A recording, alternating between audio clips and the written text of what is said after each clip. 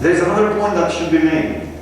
Martin Luther King, he was appointed to be a priest because of his father, his grandfather, and his great-grandfather. It was a family of priests. You should read the biographies of every person in this earth, no matter what nation he comes from, that has moved the heart of humanity. Don't waste your time to read things that they will not make you a beautiful leader tomorrow. There is not much time left. Time is very short. And there is no way to, there is not wisdom at all to waste it for anything else except to be truly successful, outside and inside. Why would you do that? Why would you waste this life of yours? Why? When you have such an incredible power inside you to truly find what you are and to do what you love. Why would you waste your time? No. We're going to read some quotes by Steve Jobs as the minutes go by.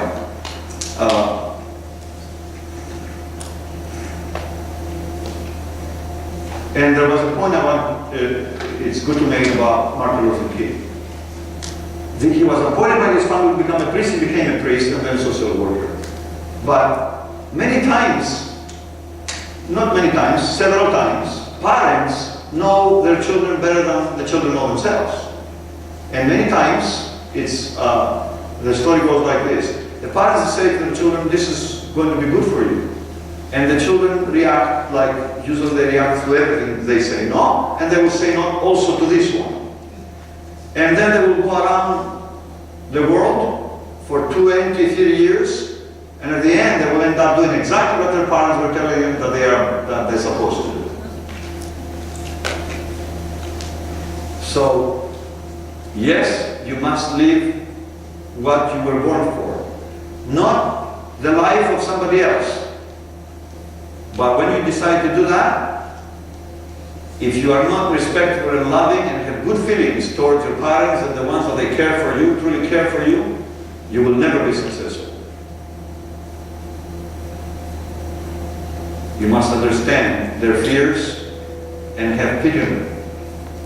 And with boldness declare that this is going to be your life. And you must live your life the way you're supposed to. And when you stand with boldness before them, in love to say that, you will have their support.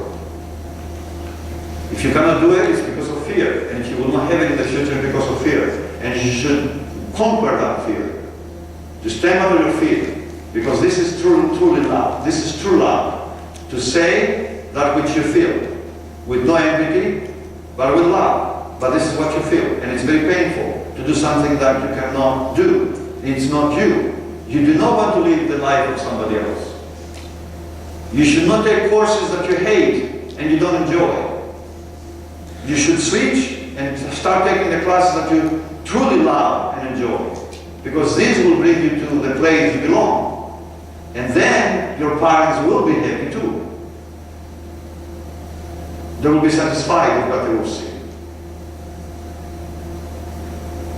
But if you only look about the glamour and the security and the money, you will be just like the dry leaves of a tree falling in the fall time. And they will be stepped on. They will be crushed to dust. And we can talk about it later, what that means. So, in some cases, it works, that what the parents encourage, it is to be done. I want to also mention something about volunteer work versus internship. You probably already know this, but I'm not sure how the students really take this seriously. When you go and apply for a job to become a leader, right? A true leader tomorrow, they will look at your grades, and that is the only thing that they're looking at. They're looking equally to their recommendation letters. Not less, no more, equally. You can be 4.0. If you don't have any recommendation letters, and if your recommendations are no good, you will not go where you want to go. Isn't that true? But let's look at this. Students start the first day of school, the only thing they have in mind, and they're talking in the dormitories and in companies is about grades. How many times do you hear students talk about recommendation letters? How many times? When they reach the 4th year, they go to the teacher or they send an email from somewhere far away, who knows, from another country sometimes, say, do you remember me? You were a great teacher. You were my best teacher. Blah, blah, blah, blah. I need a recommendation letter. What does that have to do with who I am? It's about you, who you are. And I do not even remember your face. I don't remember anything. I can copy and paste, go into my files, find out in my computer your name, find your grade, and that's what I'm going to put in the recommendation letter. You got an A+. But I can see it on the transcript. No. If you want to secure a positive recommendation letter, you have to work from the first year, the first day of school. And there's a way to do it. The teacher was invited 2 times to give a seminar. This event that is taking place every year, medical students, they have about a large number of people. About 3,000 people come from all over California every year. Just a few weeks ago they did it again. And your teacher does this seminar about how to secure a positive letter of recommendation. There's some guidelines that he put together, and he has them, and they are online. If you go and put these words, you will find out these guidelines, kinds of good information. But this is very important, and it takes probably hours to talk about this to really know how to do it, how to go about for it. It's not an easy thing. Just like it takes you 4 years to get a good grades, it takes you hours and hours to talk about it, and then hundreds of hours to go and secure that positive letter of recommendation. The people that do it, they succeed. 2 years ago, the teacher was giving the same seminar like today, here, right here. At that position there, where there's Christy, the lady there with the camera, that was Brian too, one of my students, right there, 2 years ago. He was doing that work that she does. Today, he is 2nd year in the medical school. There was a talk was given 5 years ago, last lecture series, and after this talk, he came and said, would you like me to make a website for your students? I said, sure. He created a website, thelifegiver.com. He maintained it for 4 years.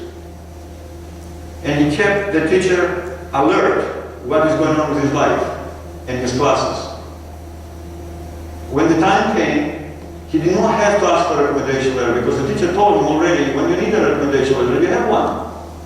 That's the best way to get a recommendation letter, not to ask for them. I am pretty sure this student of mine did the same thing for other professors. He was smart. So by the time he finished, he had 3, 4 recommendations that were extremely good. He also had good grades. First year, he entered medical school. We can talk about this some other time, some other event, about recommendation letters as much as you want. Come to the gardens. And we can continue these discussions at the gardens every Saturday, 4 to 7. You know this. But not just internships, but also volunteer work can lead to a very good recommendation letter when you will lead in the future. What is volunteer work versus to internship? This is a definition the teacher thinks is a good one. Doing something for others without being asked, when you realize that they need help and they will be willing to accept your help. You can still put your volunteer work on your resume, but when you're doing it, you do not calculate and expect a reward. This is the point of doing volunteer work, to experience the bliss of giving unconditionally, of walking the extra mile unconditionally. In these chairs, there is a student who sits right here with us. When he realized that students had a hard time to find the gardens, he offered to make a video to help the students find the gardens. The teacher didn't ask him to do it. He's sitting right here in this room tonight with us. And he did it with his bike and he showed it to me. And I said, it looks like you're going a little bit fast. They won't know where they are. Maybe if you're walking or stop at some corners and take the shots or video, whatever, then they will, here he did again walking. And this is the video that you have on Smart Site to be able to find the gardens. I didn't ask him to do it. He did it by himself. He offered to do it. There is another student who maintains the garden list. There's other people that they're videotaping and they've done in the past.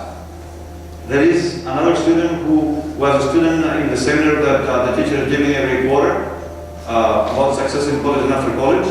And as a sign, he had to,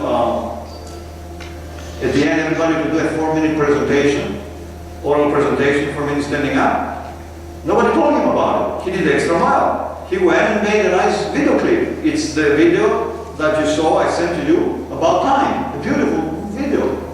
Another student, instead doing these 4 lines, 4 minutes of presentation only, and sent me a summary of 5 lines. That's what I asked him, a summary of 5 lines I want. He sent 2-3 pages about teenagers and technology or something like that. And that was so beautiful, I showed it to my wife, who is a professor of English, and said, this is beautiful for his age. So I told him, go ahead and submit it to this magazine and then to the newspaper here at the campus, because students should really read this. So it was accepted in the magazine of The Voice. It's going to be any time there, and I believe it's going to be in the newspaper too. So you can see, and he seemed to get an internship with a newspaper as a writer. Can you see? An innocent, simple, extra mile, it can lead you to your future career. Because these students do the extra mile because they're reading from their heart. And this is the signal where you're leading to.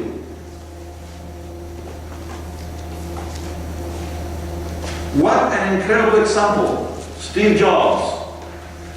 Every one of you should listen to the 15-minute talk he gave in Stanford 6 years ago. He gave a 15-minute only talk in Stanford about 6 years ago.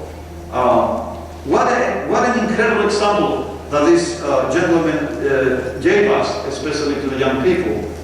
In his speech, he said, I will tell you 3 stories. The first story was connecting the dots. The other one was about love and loss. And the third story was about death, that nobody wants to talk about and think about. And the first thing about connecting dots was all about faith. You got faith to believe something. He said, you don't believe in God, believe your guts. Believe your destiny, believe something. You cannot believe anything, believe in yourself. You have to have faith, connecting the dots. And then the second one was talking about love and loss.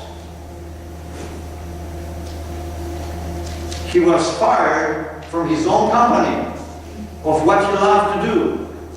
The message from the second story is, don't be attached to anything. Don't be attached to anything, even that which is after your heart. Your beloved one, the most loved one, don't be attached to it. And the third story was about that which almost anyone does not want to think and talk about. And he said that's the most powerful tool, he said, I discovered to be successful.